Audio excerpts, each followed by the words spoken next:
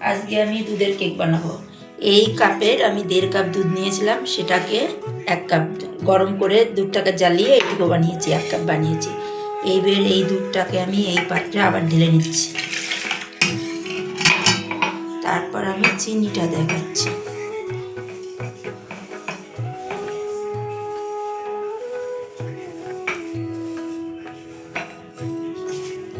চিনিটা আমি এতটা পরিমাণে দুধের মধ্যে মিক্স করিয়ে রেখে দিচ্ছি।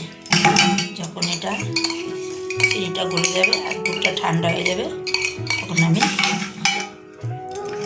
কেক তৈরি করতে হবে কীভাবে আবার আমি দেখো, পরের ভিডিও দেখতে থাকুন।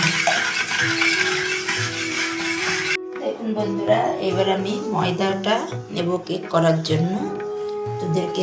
দুধটাকে জ্বালিয়েছি, সেটা তো দেখাইছি। এবার ময়দাটা নিচ্ছি। আমি এই 1 কাপ প্রথমে ময়দা নিলাম, আর হলো 1/2 কাপ মানে 1.5 কাপ নেব।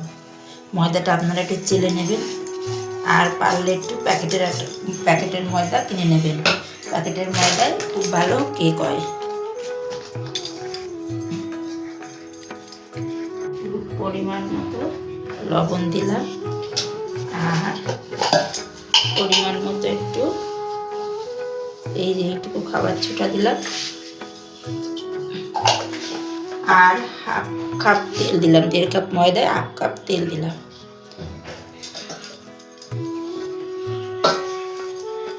তেল দিয়ে এটাকে এবার আমি সুন্দর করে মাখাবো। এটা মাখা হয়ে গেলে আমি এটার মধ্যে দুধটা দিয়ে দেবো। দুধটা যখন দেবো তখন আবার দেখাবো।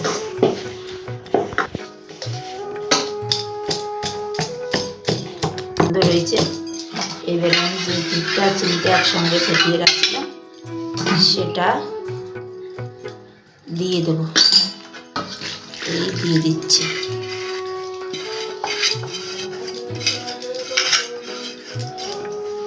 দিয়ে এটাকে সুন্দর করে মাখাবো।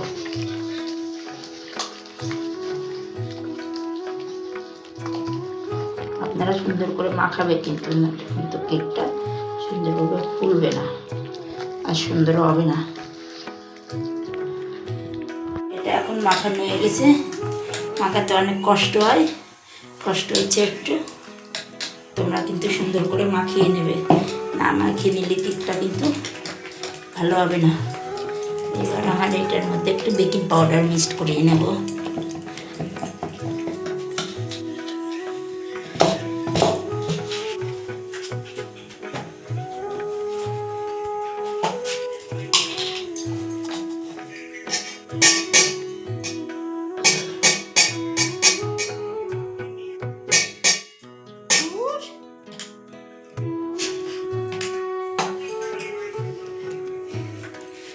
দেখুন বন্ধুরা, এটার মধ্যে আমি এতটা বেকিং পাউডার মিক্স করিয়ে নিচ্ছি।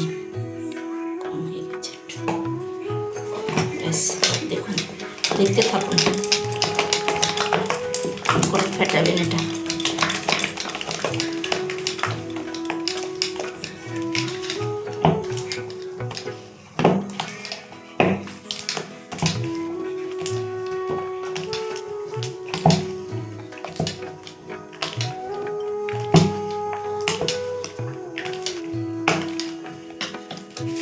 মিক্সড করানো হয়ে গেছে।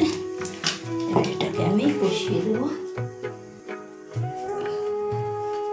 বন্ধুরা, বাটিটাকে একটু গরম করে তেল মাখিয়ে নিয়েছি বাটিটায়।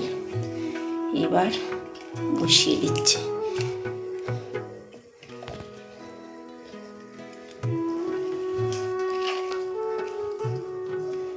কেক দিলেও কেক করা যায়, কিন্তু আমার কাছে বাটিটা খুব ভালো মনে হয়, তাই আমি বাটিতেই করি।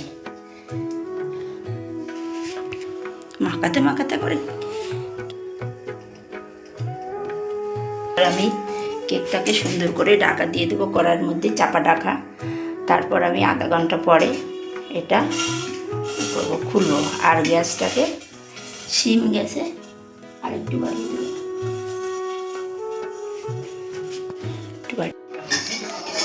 দেখুন, আমি কেকটা খুলছি। খোলার পরে মাঝে একটু এই কিশমিশ কাজু বাদামগুলো দিয়ে দেবো ওপরেতে।